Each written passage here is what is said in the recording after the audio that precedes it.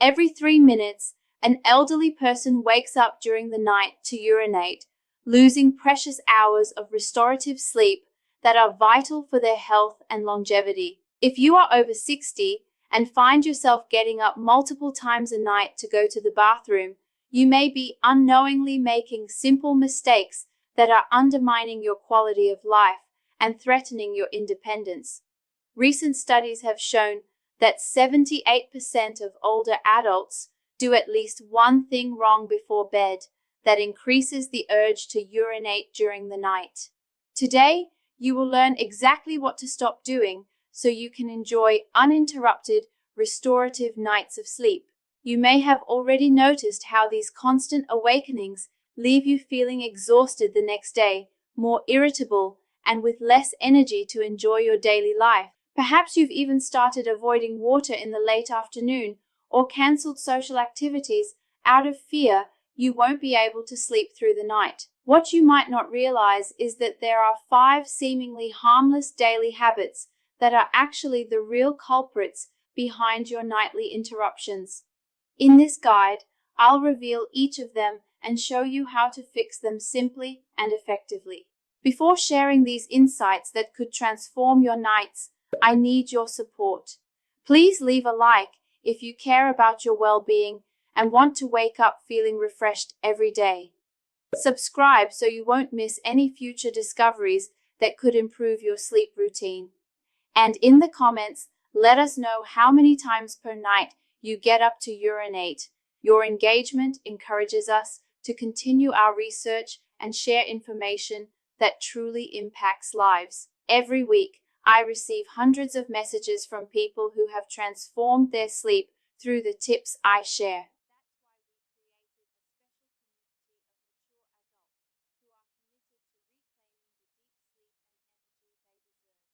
To join this growing family, simply click subscribe. It's free and might be the first step toward getting back to full, restful nights. What many don't understand is that waking up several times a night to urinate, technically called nocturia, isn't just an inevitable inconvenience of aging. It's a signal that something in your daily routine is out of balance. And that imbalance can lead to consequences far more serious than you might expect. Medical research shows that fragmented sleep due to nocturia is closely linked to increased risks of nighttime falls, cardiovascular problems, cognitive decline, and even depression in older adults. When you have to get up multiple times a night, your body never reaches the deepest stages of sleep, especially REM sleep, which is critical for memory consolidation and cellular repair. So beyond waking up tired, you are also depriving your body of the essential healing and regeneration processes that occur during deep sleep. Over time, this chronic sleep disruption can speed up aging, weaken your immune system, and reduce your ability to concentrate and make decisions. The good news is that in most cases, nocturia in the elderly is not caused by medical conditions, but by correctable lifestyle factors, and understanding these factors is the key to regaining control over your sleep and your life. Nocturia in the elderly is often not caused by complex medical issues, but by specific habits that can be easily corrected. 5 behaviors have been identified that, when eliminated, can drastically reduce, or even completely eliminate, the need to wake up and urinate during the night. Each strategy I'll share is backed by solid scientific evidence and has been tested by thousands of people with extraordinary results. Harmful habit number 1, drinking liquids within 3 hours before bedtime. You might think this is obvious, but the truth is far more complex and surprising. Most people make the mistake of only restricting water before bed, yet continue consuming foods and drinks that contain hidden liquids, many of which are even more problematic for nighttime sleep. What happens inside your body is fascinating. When you consume fluids within the 3 hours before going to bed, your kidneys keep processing those fluids right when they should be reducing urine production. On top of that, many older adults don't realize that soups, water-rich fruits like watermelon and melon, warm drinks like teas, and even certain medications contain significant amounts of liquid that accumulate in the bladder overnight. Take, for example, the inspiring story of Margaret, a 72-year-old woman from Phoenix, Arizona. For years, she woke up 4 to 5 times a night to urinate. She had tried everything, cutting back on water, taking medication, and even considering surgery. I was desperate, Margaret told me.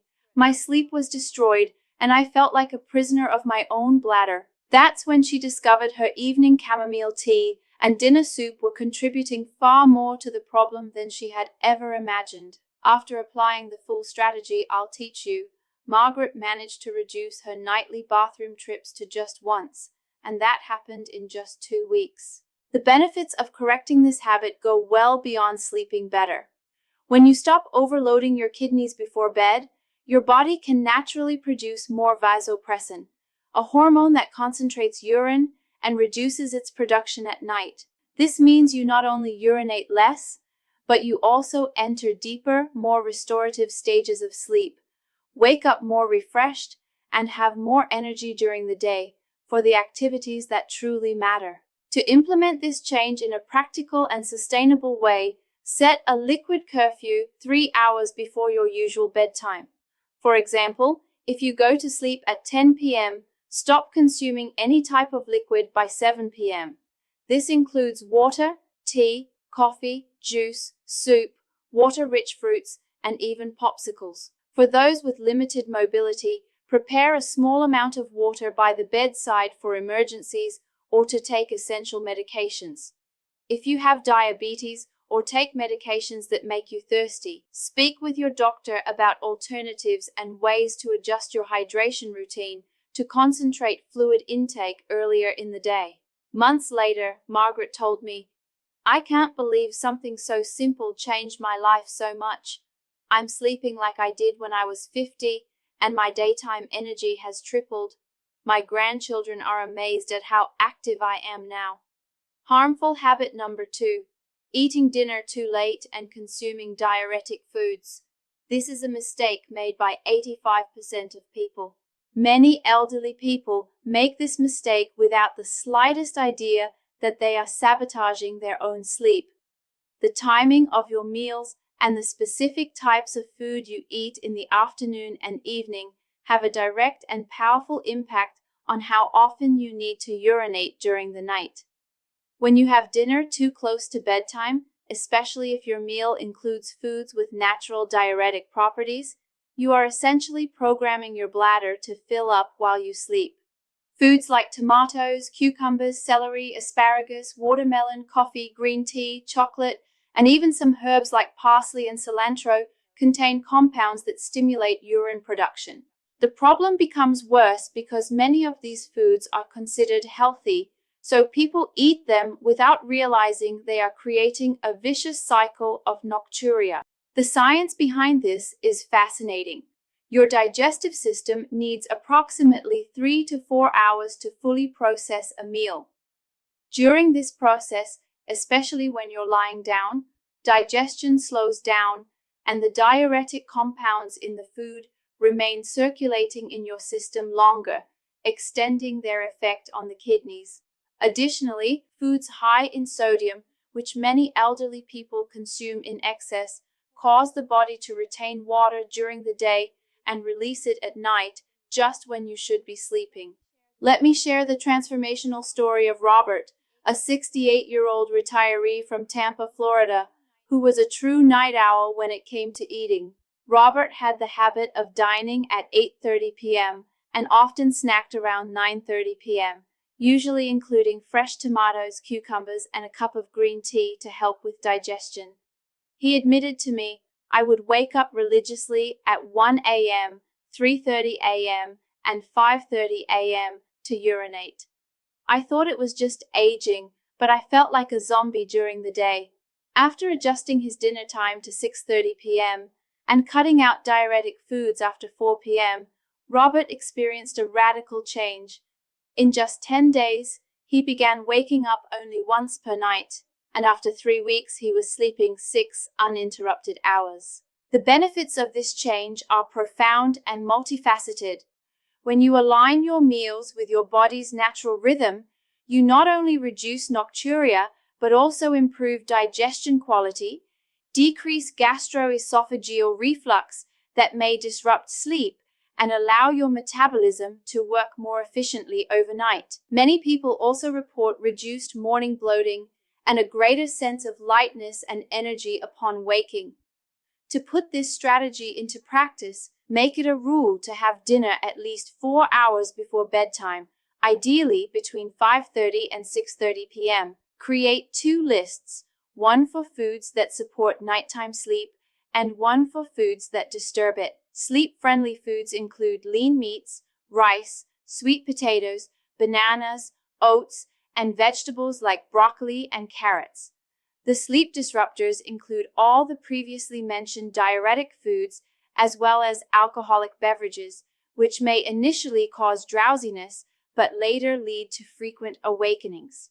If your schedule is limited or you take medications that must be taken with food, speak with your doctor about how to adjust your routine without compromising your treatment. Robert recently told me, "I completely changed my relationship with food and sleep. Now I dine like a king at 6 p.m. and sleep like a baby. My wife is amazed and I feel 10 years younger." Harmful habit number 3. Using the bathroom just in case before going to bed. This habit might seem like a smart strategy, but in fact, it's one of the most dangerous traps that keeps older adults stuck in the cycle of nocturia. When you go to the bathroom out of precaution before sleep, even when you don't genuinely feel the urge, you are training your bladder to operate at smaller volumes and creating a behavioral pattern that persists during the night. What most people don't understand is that the bladder is an adaptable muscle that learns from repetitive behavior. When you constantly empty it before it's actually full, you're essentially teaching your bladder that it doesn't need to expand properly to store urine. Over time, this significantly reduces the bladder's functional capacity, causing it to send urgency signals even when it contains only small amounts of urine. The physiology behind this is complex but fascinating. A healthy adult bladder can comfortably hold between 300 to 500 milliliters of urine before signaling the brain with an urgent need to void. However, when you develop the habit of urinating just in case, your bladder may start sending those signals with only 100 to 150 milliliters, creating a false sense of urgency that interrupts your sleep, even when there's no real physiological need. Consider the revealing story of Dorothy, a 74-year-old widow from Seattle, Washington, who developed what she called a safety ritual before bedtime. Dorothy explained, "Every night, even if I didn't feel the urge, I would go to the bathroom just to be safe. I thought I was being smart, but I ended up creating a monster." She would wake up just 2 hours later with the sensation of a full bladder, when in reality, she had trained her body to function with a reduced capacity.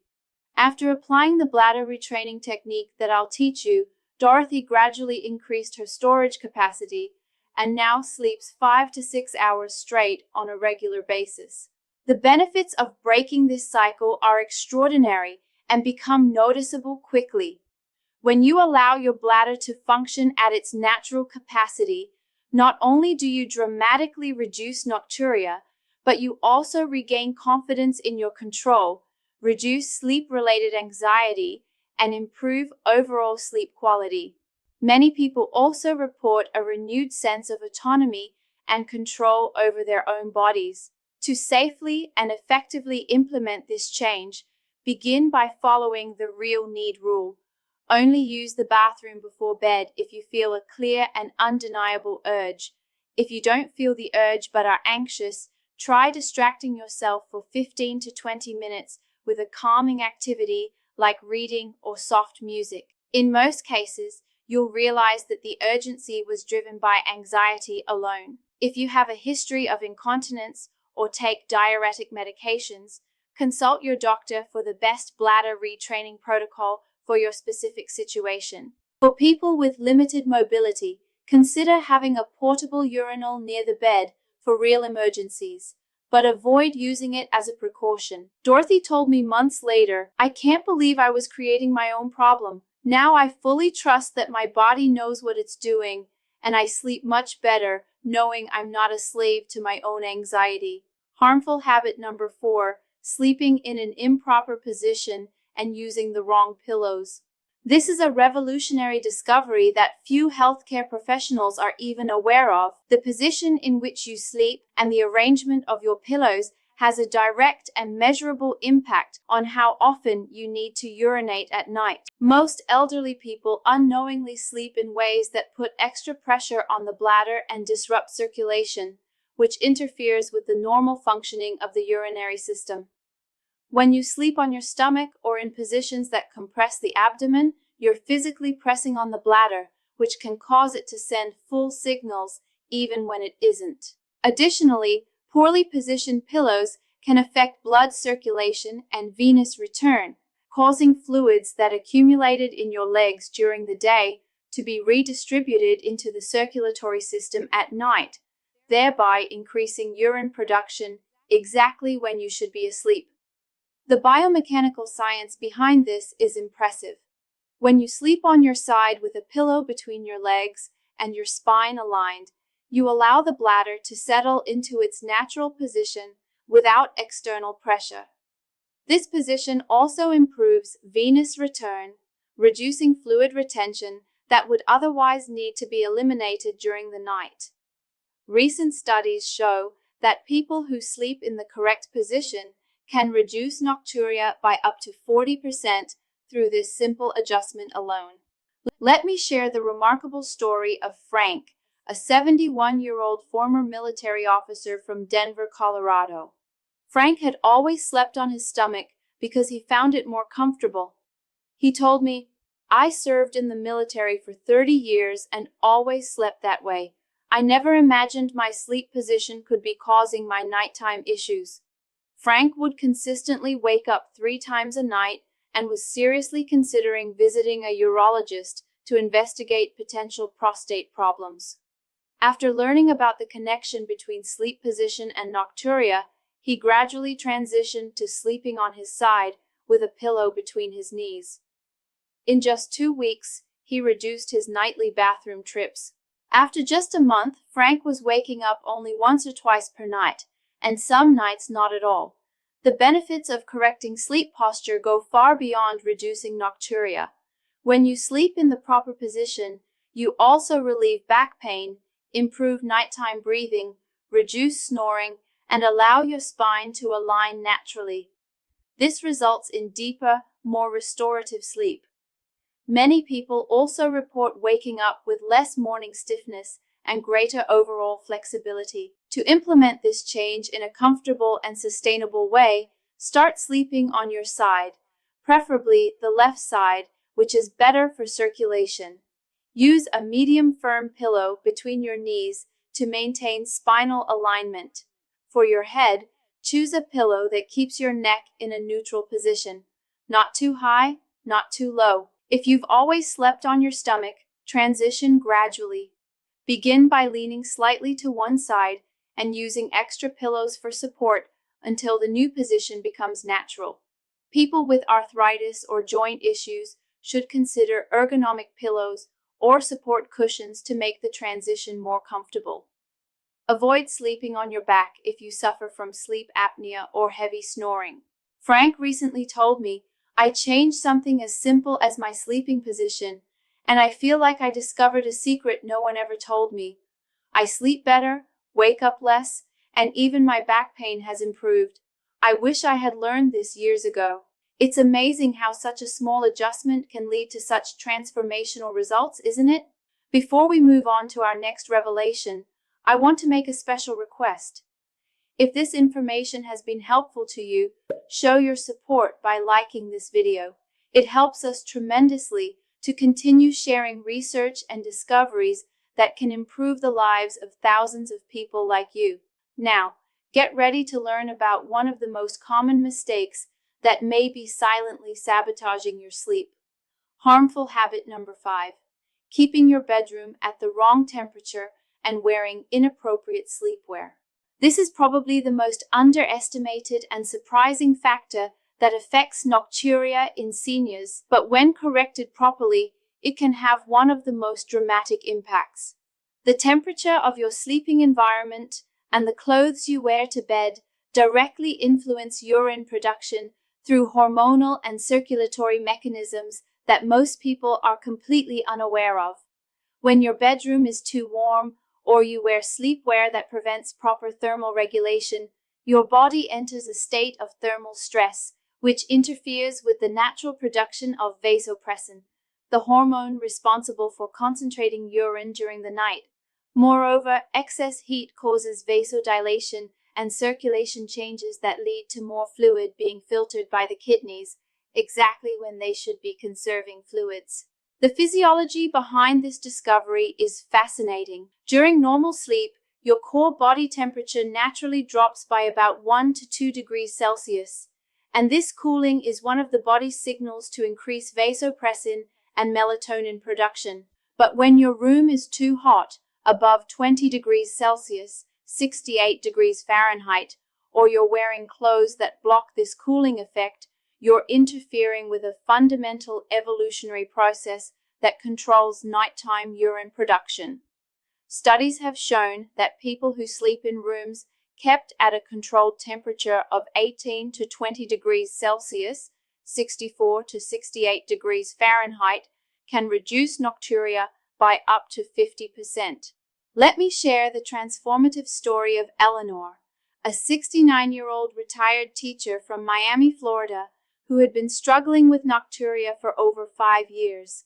Eleanor told me, "I always like to sleep very warm, with the air conditioning off and thick flannel pajamas, even in the Florida heat.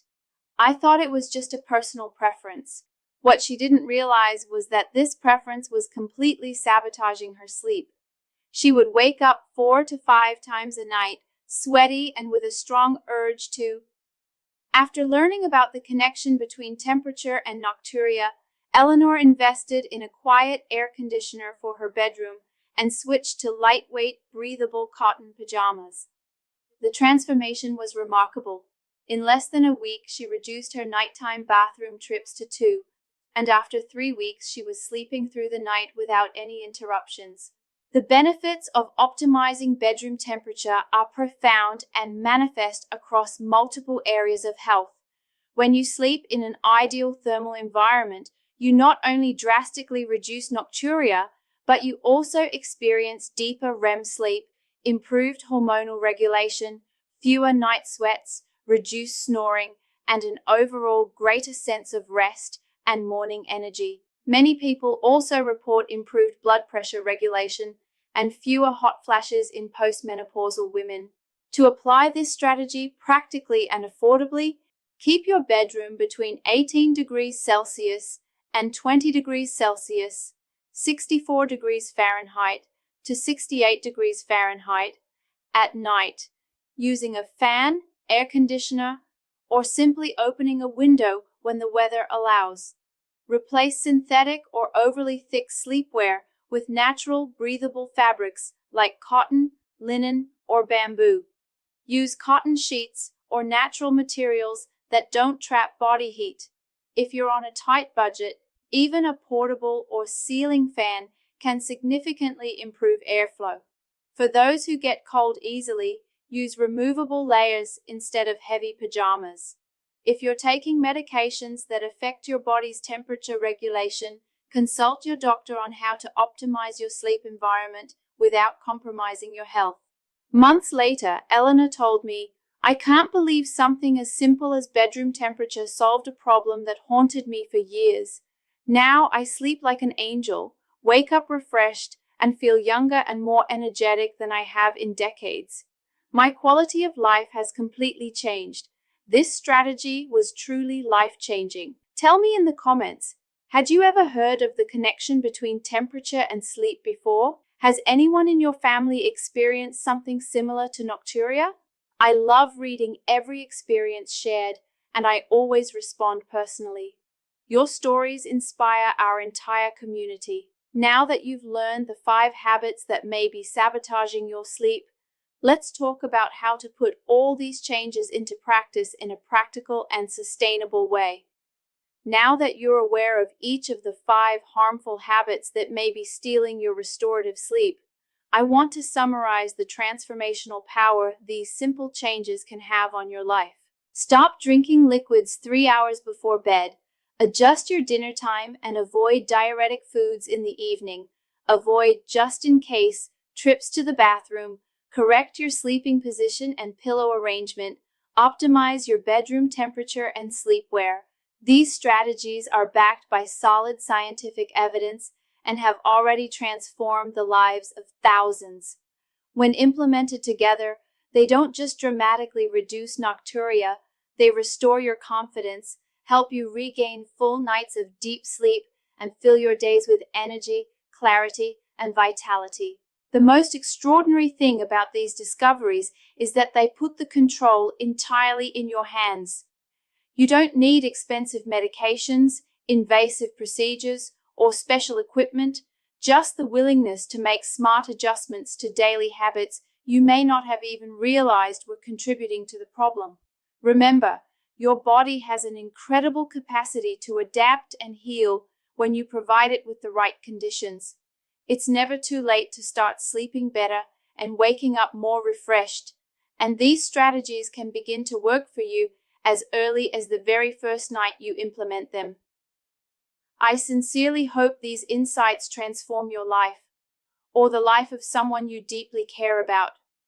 If you've made it this far, it's because you genuinely value your health and well-being, and that fills me with joy and hope to keep sharing scientifically backed information that can change your reality. Don't forget to subscribe to the channel and turn on the notification bell so you'll always be the first to discover new strategies that can make a real difference.